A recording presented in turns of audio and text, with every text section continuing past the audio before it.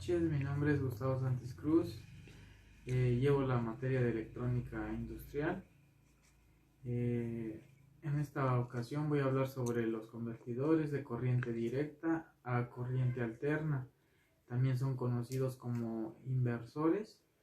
Nos dice que los inversores son fuentes o circuitos que hacia la entrada tenemos corriente directa y a la salida producimos corriente alterna. Voy a hablar sobre el subtema 4.5, que son los parámetros de rendimiento. En ese tema dice que en electrónica un rectificador es un elemento o circuito que permite convertir la corriente alterna a corriente directa. Nos dice que hay dos tipos de rectificadores. Está el de onda completa y el de media onda. Bueno, también dice que por otro lado un rectificador es un circuito que nos permite alimentar cargas con corriente directa a partir de una señal de entrada de corriente alterna. En este caso tenemos un circuito.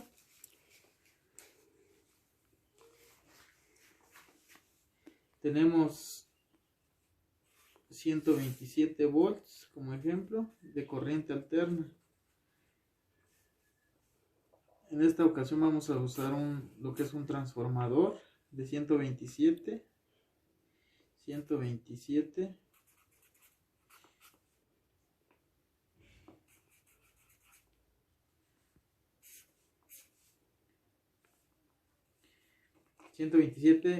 volts de corriente alterna, y igual nos sacaría 12 voltios de corriente alterna.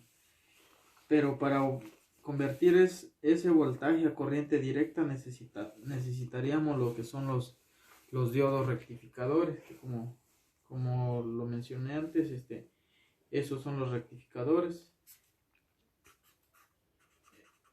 Estos serían los diodos.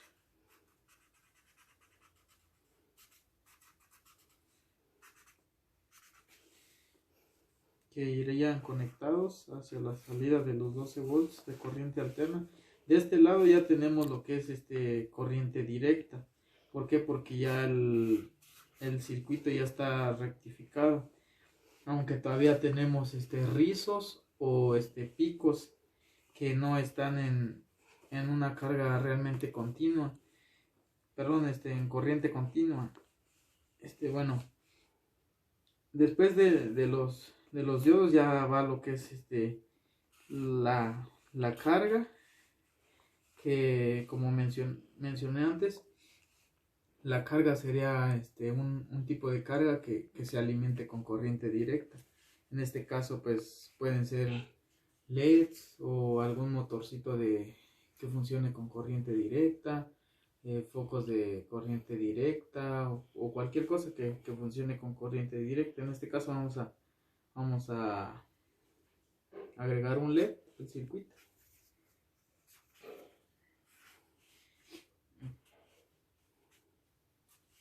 Bueno, antes del LED igual es recomendable agregar una resistencia para que igual no tengamos un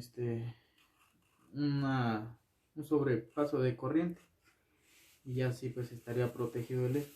Bueno, eso sería lo que son los parámetros. Dice que los parámetros como requisitos nos exigen que a su salida produzcan corriente directa como requisito. Eso sería reglamentario pues.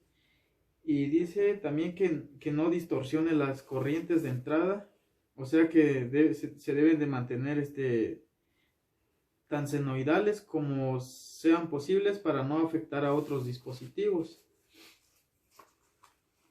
Y también dice que no se desfase la tensión y la corriente de entrada, es decir, que su factor de potencia sea cercano a 1. Bueno, ahora va lo que es el tema 4.6, que es el inversor trifásico. El inversor trifásico dice que son son un circuito utilizado para convertir corriente continua en corriente alterna.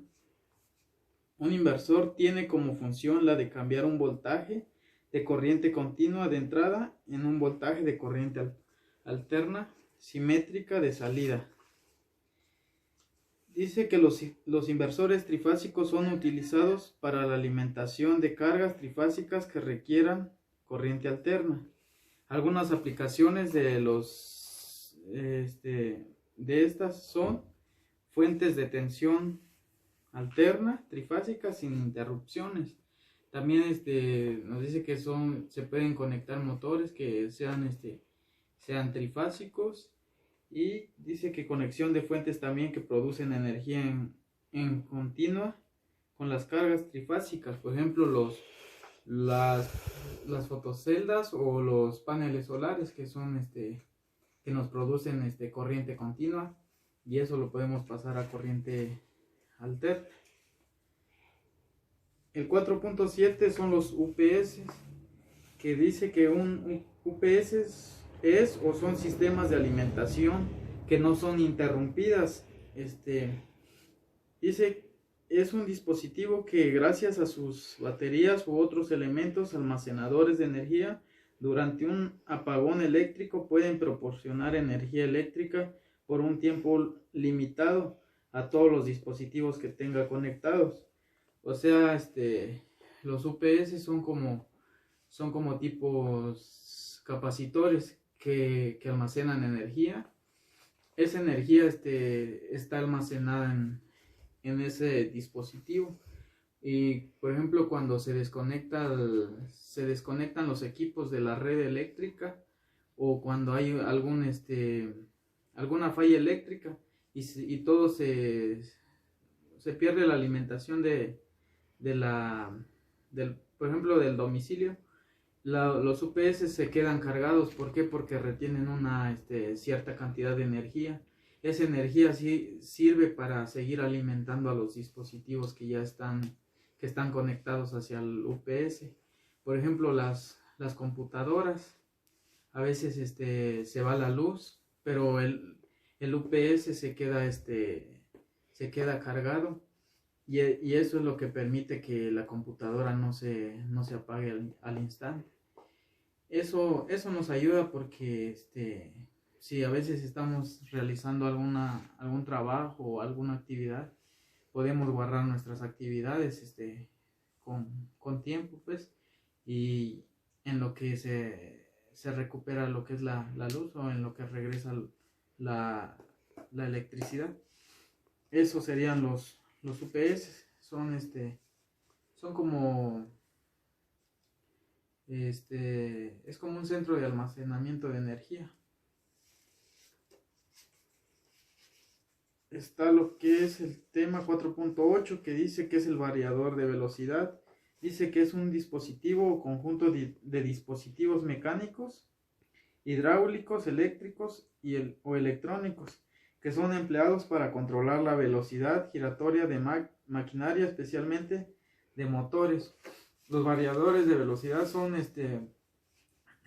más que nada son como tipos reguladores que nosotros podemos usar. Por ejemplo, como acá lo mencionó, en los motores podemos cambiar la velocidad del motor de acuerdo a un variador de frecuencia. La frecuencia, si nosotros aumentamos o disminuimos la frecuencia, también se aumenta o se disminuye la velocidad. En este caso es más usado en lo que son motores, ventiladores y entre otras cosas. Dice que también se emplean en equipos de bombeo, bandas transportadoras industriales, elevadores, tornos y fresadoras. Dice que los variadores de velocidad o frecuencia también sirven para mejorar la eficiencia energética del aparato conectado a la red. Los variadores de frecuencia son sistemas que se encuentran entre la fuente de la alimentación eléctrica y los motores eléctricos.